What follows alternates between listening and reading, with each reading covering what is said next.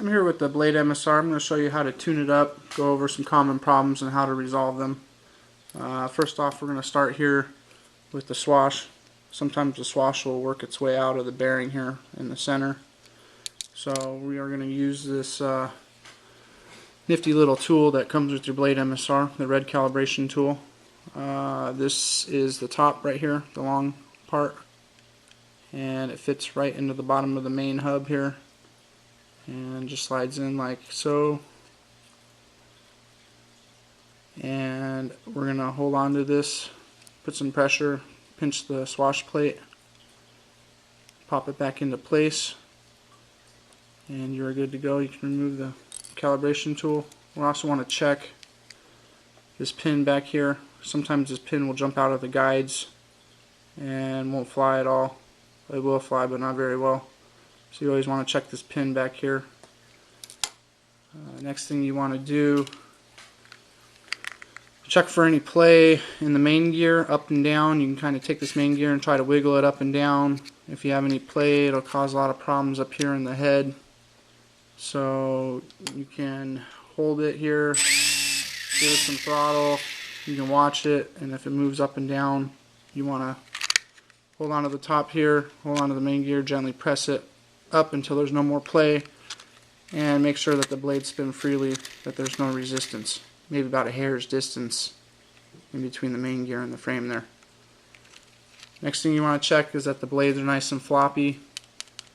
You would think that you'd want these really nice and tight, but it doesn't fly very well with it like that. So fly bar needs to be nice and loose, teeter freely, no resistance at all, or you'll have a problem.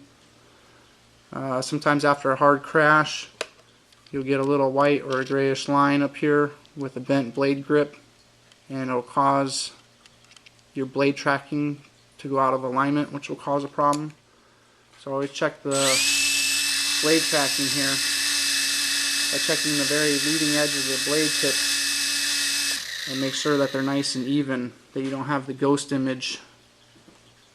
Otherwise you'll have to take the blade grips here and bend them so the blades track nice and evenly again.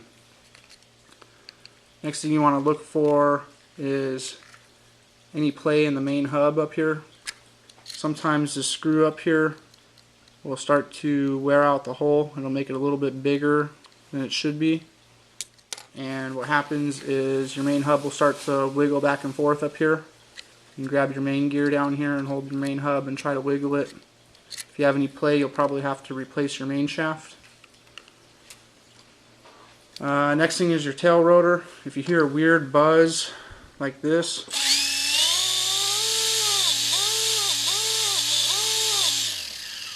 you probably have a bent tail rotor from a crash.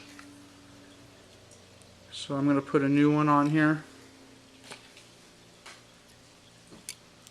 Now I like to push these all the way down on the shaft, and that will prevent the shaft from damaging the brushes on an impact. If you've ever hit the shaft and you've popped this end cap off here, you know that the motor's not going to last very long, and you better replace it right away, because those damaged brushes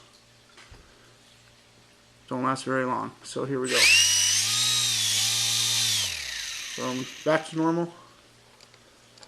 Next thing we want to check in here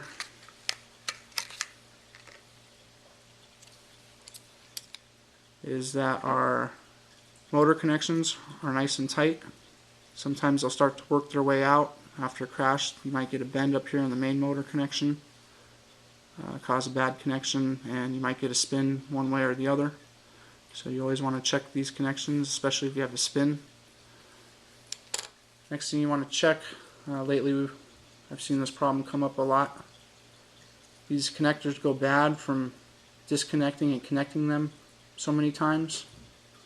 The little prongs in there can only take so much, and so if you wiggle it back and forth as you're watching the blue light there, if you ever get a glitch in the blue light, it's time to replace this cable here. And you can get a replacement cable. It's a red and a black one. It's part number PKZ3052. Not specifically for the MSR, but it does work.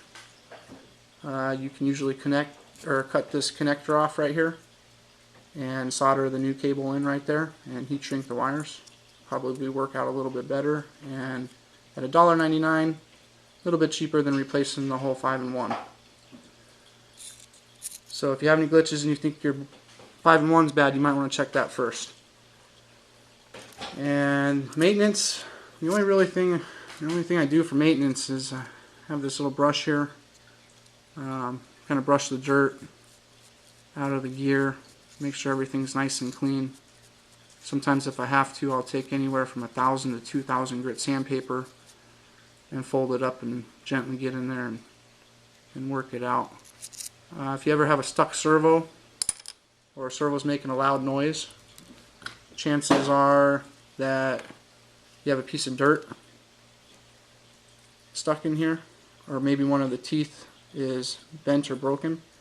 So you can spin these around with your finger, make sure that there's no resistance. If there is, find out which tooth it is, or if there's a piece of dirt in there, get it out, clean it up, and that should fix the problem. Other than that, that's about it.